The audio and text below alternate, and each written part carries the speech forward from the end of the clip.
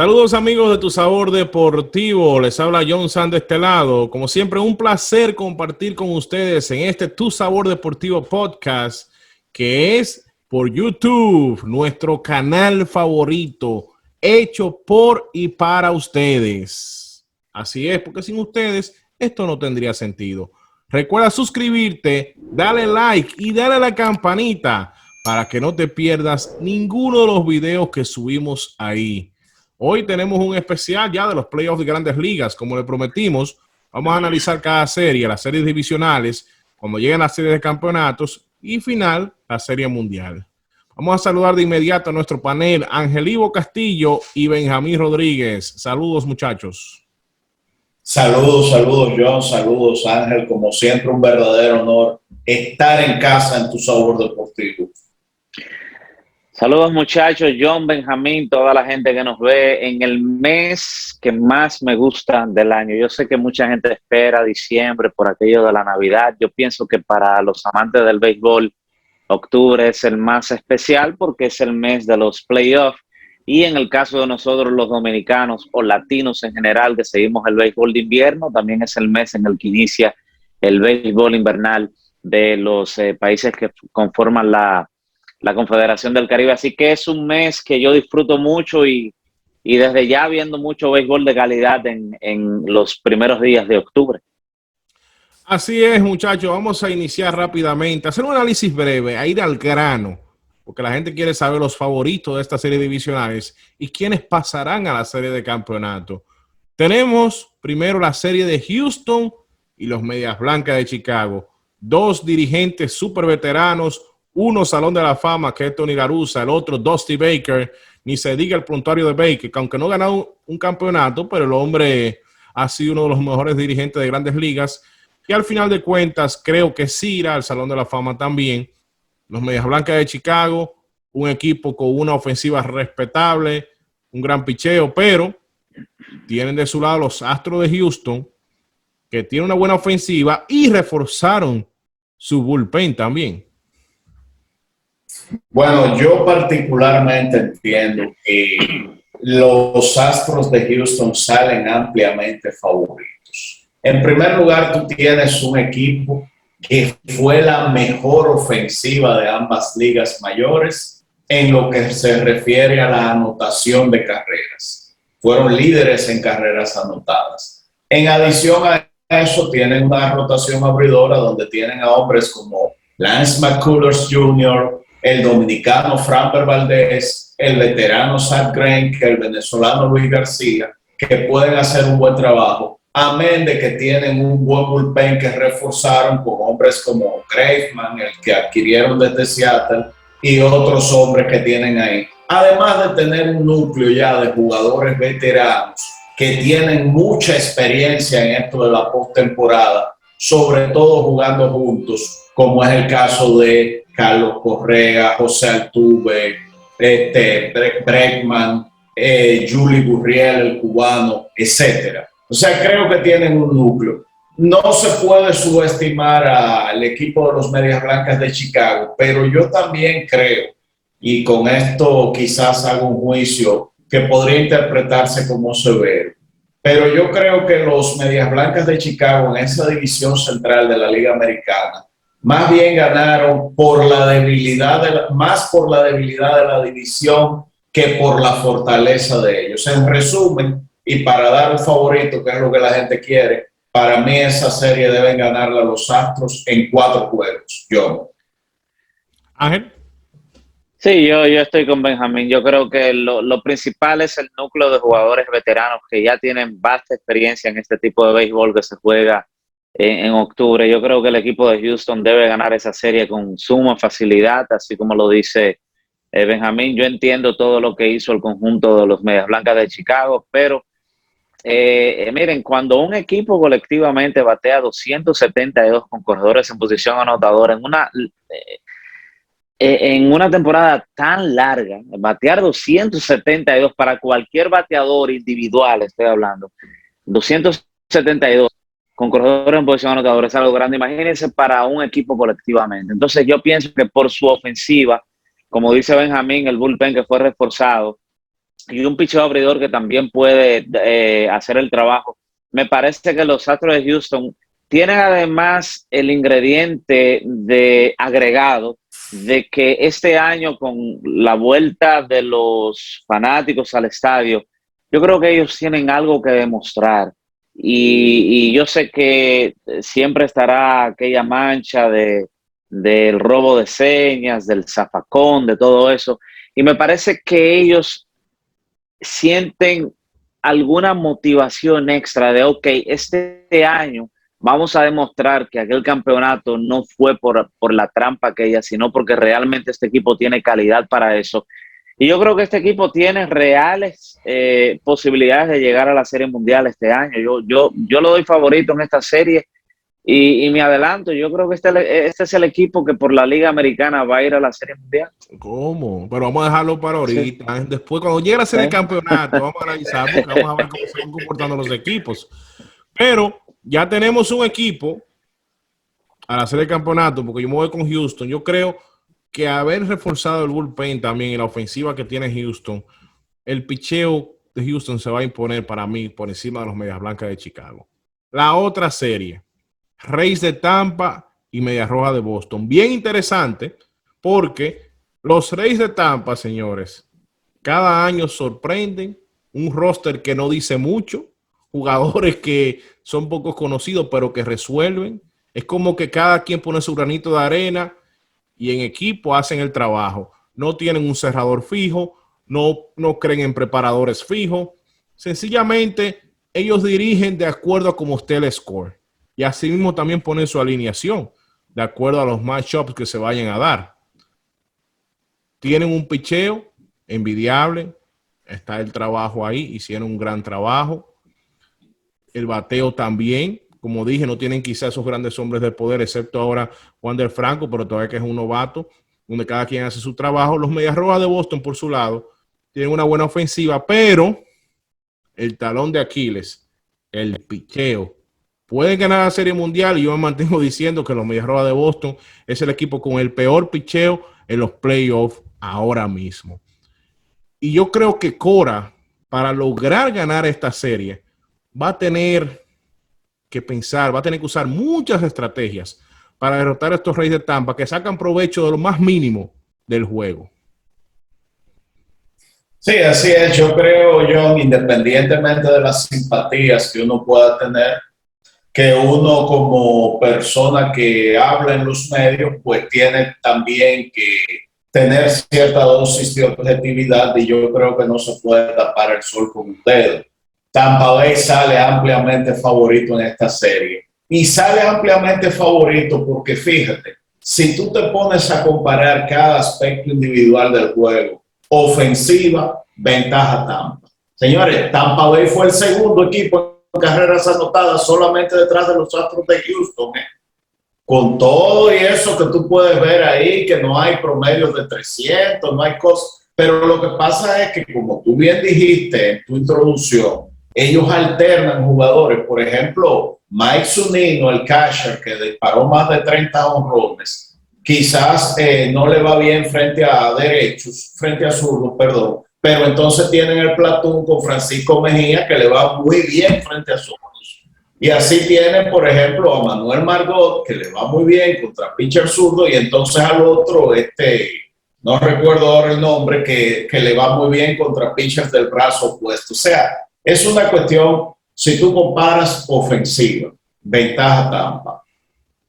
Picheo abridor, ventaja Tampa. Picheo de relevo, ventaja Tampa. Defensa y corrido de base, ventaja Tampa. En lo único que le lleva quizás Boston a Tampa es en el manager, Alex Cora. Entonces yo creo que el boricua por el que todos simpatizamos, al que todos admiramos, porque el solo hecho de llevar a ese equipo a la postemporada fue una demostración de quién es él en Grandes Ligas, una demostración de que es un manager que hay que sacarle su comida aparte, como decimos los dominicanos, pero eso no es suficiente a la hora de usted inclinar una serie a favor de un equipo u otro. Entonces, en resumen, incluso hay quien da a Tampa por barrida, 3-0. Yo no soy tan radical, pero sí creo que Tampa gana esa serie en 4 juegos también, yo sé. Miren, el caso de Tampa es, yo creo que el perfecto ejemplo del cambio que ha ido sufriendo el béisbol a través de los años y con todo esto de la analítica, de la sabermetría. Uno a veces no entiende cómo es que este equipo logra mantenerse en los niveles que ha logrado en los últimos años. Cada temporada este conjunto pierde figuras importantes, cada temporada. Sin embargo, ellos se las arreglan para seguir metidos en la pelea.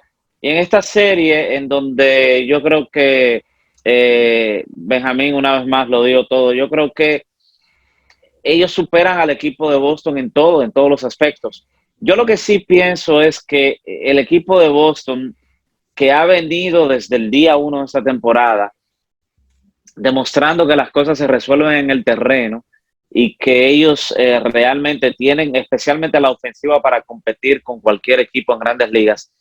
Yo pienso que va a ser una serie un poco más cerrada. Yo me atrevería a decir que quizás 5 juegos, pero obviamente el equipo de Tampa luce ampliamente favorito en todos los aspectos del juego.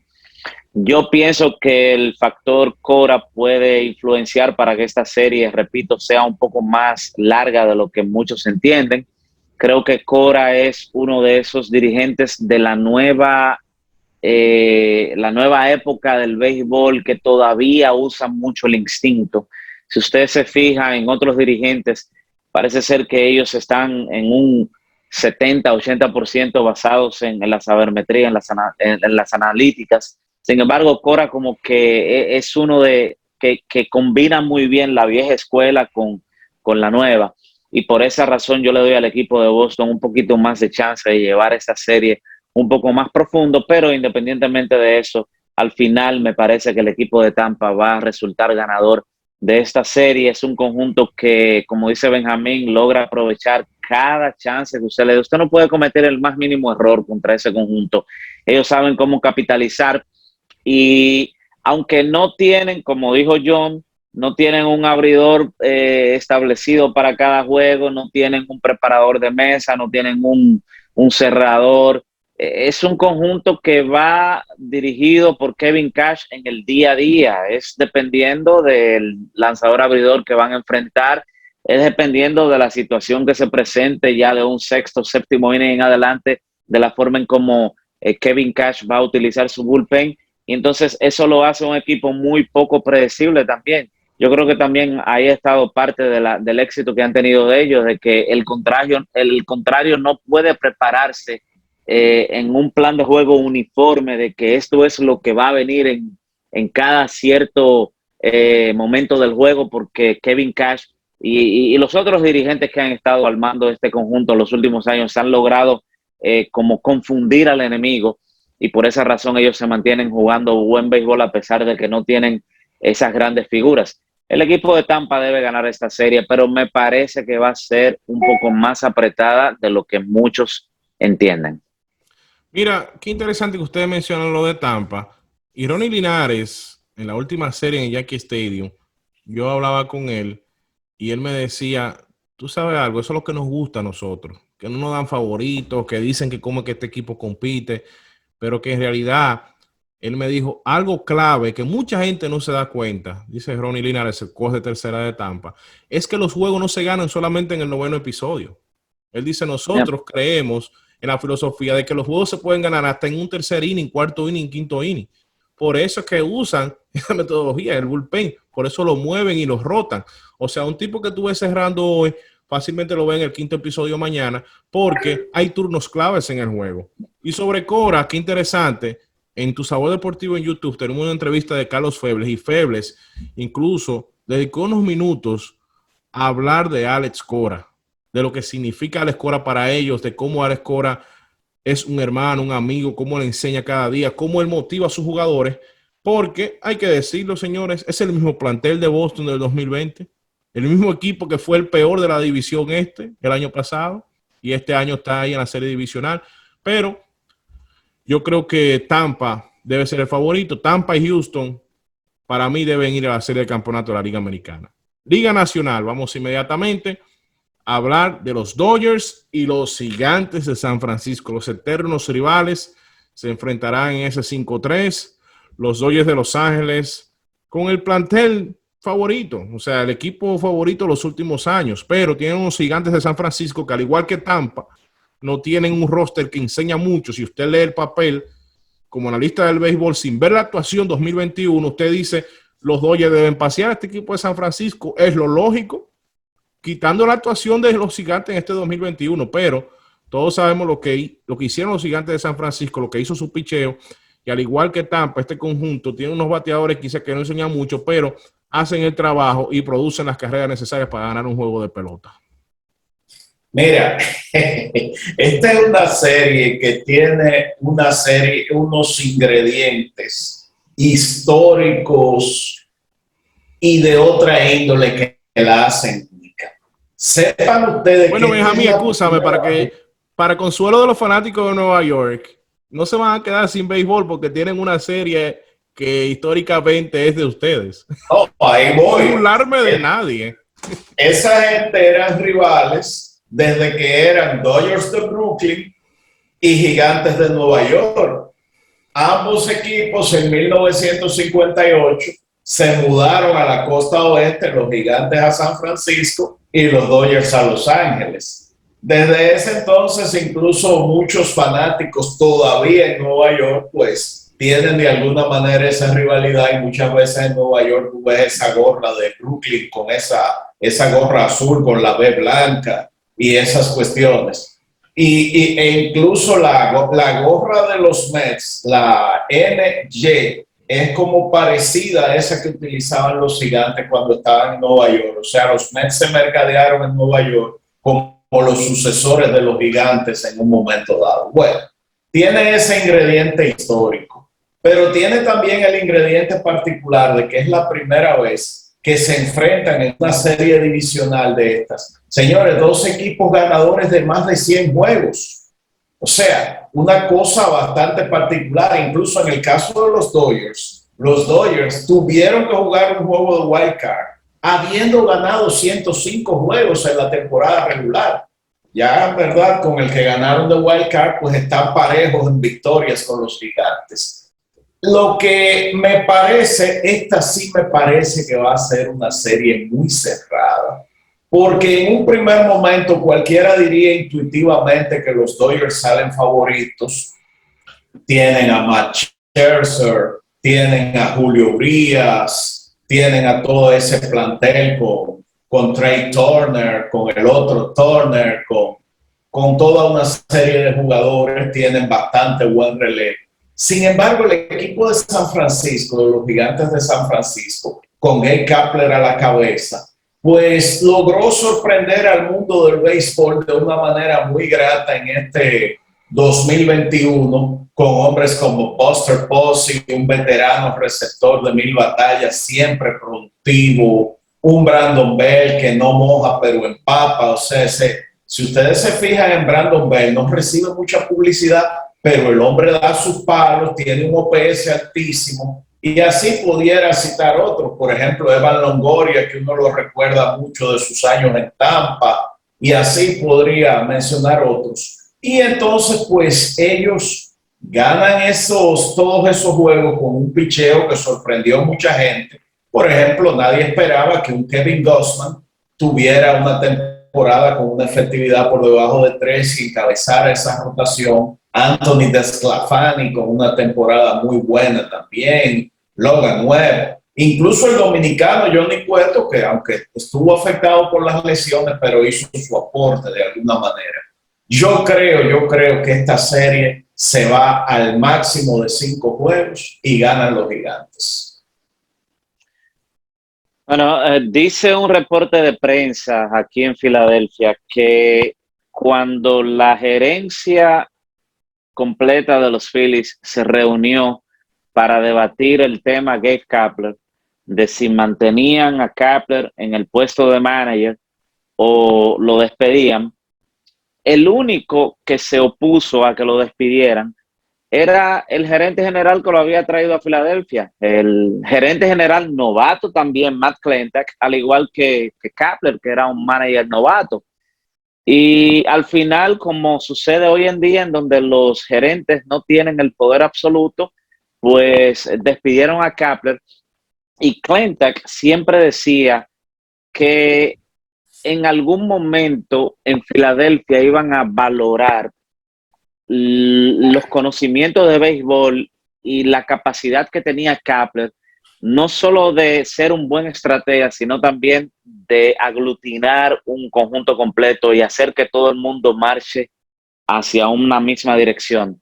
Él no lo pudo hacer en Filadelfia y hay que decir que Clentak tenía razón, que el año pasado el conjunto de San Francisco estuvo cerca de llegar a la postemporada en el primer año de Clentak, en un año especial de solo 60 juegos por la pandemia, y que este año el equipo de San Francisco, yo creo que para el 100% de todo aquel que entiende un poco de béisbol, ha sido la sorpresa más grande que hemos tenido en el 2021. O sea, pensar que este conjunto jugaría quizás para 500 era quizás descabellado. Pensar que ellos llegarían a más de 100 triunfos era mucho más improbable y lo lograron. Yo creo que Kapler ha hecho un gran trabajo. Creo que los veteranos de ese equipo han logrado mantenerse la mayor parte de la temporada saludables para poder tener este tipo de temporada, pero me parece que esto llegó hasta aquí. Y yo creo que el equipo de los Dodgers de Los Ángeles, con toda la maquinaria ofensiva que tienen, el buen picheo que tienen, me parece que va a ser una serie, aunque quizás no cuenten con Clayton Kershaw, en donde van a tener en ventaja en el picheo. Y creo que el empuje final de ganar de la manera que lo hicieron en el juego del Wild Card, creo que ese va a ser el empuje final. Creo que los Dodgers de Los Ángeles van a ganar esta serie en 4 juegos y me parece que el equipo de San Francisco se va a tener que conformar con una de las más improbables temporadas en el pasado reciente que ha tenido equipo alguno en el béisbol de Grandes Ligas. Entonces, yo me voy con los Dodgers, Benjamín con San Francisco. Estamos ahí divididos, vamos a ver quién gana. Pero la otra serie, rápidamente, Milwaukee y Atlanta. Los cerveceros de Milwaukee también, una sorpresa para nosotros, porque después de la segunda mitad, ese equipo fue uno de los mejores de Grandes Ligas, calladitos, un gran bullpen, picheo abridor y la figura de Willy Adames, que después de ese cambio de Tampa fue un hombre que desde que llegó a ese conjunto fue como una bujía. O sea, el hombre se encendió ofensivamente y el equipo también se fue por ese rumbo, al igual que Adames. Los Bravos de Atlanta, por su lado, con la lesión de Ronald Acuña, los problemas de Marcell Ozuna y otras lesiones más, todos incluso pensábamos de que ellos no tenían chance a la división. Pero en una batalla cerrada lograron ganar la división, pero había que decir algo. El único equipo que podía clasificar a la división este de la Liga Nacional era el que ganara la división, porque esa división fue mediocre. Hay que decirlo, Ángel Ivo, Benjamín, una división totalmente mediocre con los Mets de Nueva York, con una actuación decepcionante. Los Phillies de Filadelfia se quedaron en el camino, pero tenían problemas con su picheo, como habíamos dicho al principio de la temporada. Y los Marlins de Miami, ya ustedes saben, completando calendario, en reconstrucción total del conjunto. Y nada, yo creo que Milwaukee debe llevarse esa serie. Incluso me atrevo a decir que hasta por barrida. Bueno, yo opino que realmente Atlanta tiene el mérito de haber ganado esa división, pero de haberla ganado por default, aunque eso suene un poquito radical. Yo digo que esa división estaba ahí para el que quisiera ganarla. Porque fíjate, Atlanta sufrió la pérdida de Ronald Acuña temprano en la temporada, de Mike Soroka desde que empezó la temporada, no tiró una en el 2021. Marcell Ozuna por el problema legal que ustedes conocen, problema de lesión. Le tengo una pregunta a los dos, escúsenme, y quiero que me la conteste los dos. Después que termine, Ángel me la conteste. Ok. ¿Creen que los Bravos de Atlanta en otra división hubiesen clasificado a los playoffs? No, claro que no, es lo que te estoy diciendo. Fueron los únicos ganadores de división que ganaron la división con menos de 90 victorias. Todo el que ganó división ganó de 93 victorias para allá, que fueron los Medias Blancas de Chicago que ganaron con 93. Después tú tienes a Tampa que ganó 100 juegos, Houston que ganó 95, San Francisco y los Dodgers ni se digan, y Milwaukee más de 90 juegos también. Entonces, lo que decía era que tú le tienes que dar mérito a Atlanta en el sentido de que perdió a esos jugadores que mencioné, Soroka, Acuña, Ozuna, etcétera, y aún así pudo ganar su división. Ahora, esa división estaba ahí para el que la quisiera ganar. Lamentablemente, los Phillies de Filadelfia, de mi buen amigo Ángel Ivo Castillo, se quedaron en el camino. Eso era previsible, yo lo dije desde el inicio de temporada. No me estoy atribuyendo mérito en eso, sino que simplemente era un equipo que tenía demasiados huecos y eso se reflejó en la temporada, ¿verdad? Entonces, tú tienes del otro lado, en la otra cara de la moneda, un equipo de los Cerveceros de Milwaukee que a pesar de que su superestrella, Christian Yelich, no tuvo la mejor temporada, incluso estuvo lesionado, estuvo limitado a solamente 117 partidos, pues sacaron la cara hombres como por ejemplo Willy Adames, tremenda adición para ellos en esa segunda mitad. Estuvo también por ahí un Luis Urías, que fue, yo diría que también una sorpresa. Abisail García, o sea, el mismo Colton Wong ahí en la parte alta de la alineación. Y entonces también pues exhibieron, digamos, un buen picheo con un Brandon Woodruff, de quien algunos hablan, perdón, de un Corbin Burns, de quien algunos hablan como posible ganador del Cy Young. Brandon Woodruff, excelente lanzador. También el dominicano Freddy Peralta. O sea, tú ahí tienes un trío de lanzadores que tuvieron efectividad por debajo de 3 y un Josh Hader, que es tremendo relevista, encabezando ese bullpen. Entonces, cuando tú haces las sumas y las restas, tú tienes que llegar a la conclusión de que la temporada de Atlanta fue meritoria en cuanto a ganar la división en condiciones adversas, pero definitivamente el equipo de los Cerveceros de Milwaukee sale ampliamente favorito y yo ahí coincido con John en que esa serie se la podría llevar por barrido. Sí, lo primero es que Atlanta ganó la división en la que juega. O sea, eso es así. Miren, les voy a decir algo. Yo, siguiendo bien de cerca al equipo de Atlanta en toda la vida, este ha sido el año en el que ese equipo ha jugado, estoy hablando de años en competencia. De los años en competencia que este equipo ha estado, ha sido el más mediocre de todos. Pero así fue la división, una división que a principios de la temporada todo el mundo hablaba de que iba a ser una de más competencia en el béisbol. No resultó ser así.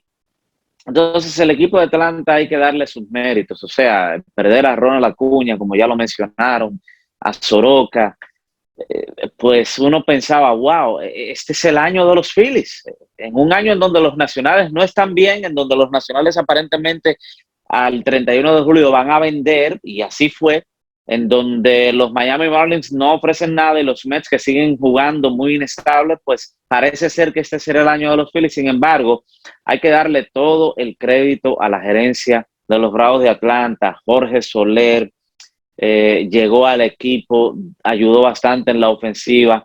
El bate de Aram Duvall también ayudó muchísimo. Austin Riley, el tercera base, tuvo una temporada que nadie lo imaginó. Pues lograron llenar esos huecos ofensivos que dejó Ozuna y Acuña, y pues lograron ganar la división con una cantidad de juegos ganados que uno no ve usualmente, pero ganaron la división en la que ellos juegan. Ahora, enfrentar a este equipo de Milwaukee va a ser una tarea muy difícil.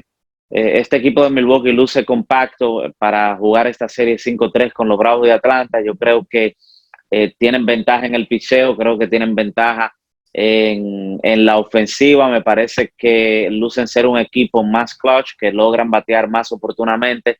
Los Bravos en ese sentido tuvieron muchos problemas de la temporada, un equipo con mucha inconsistencia ofensivamente.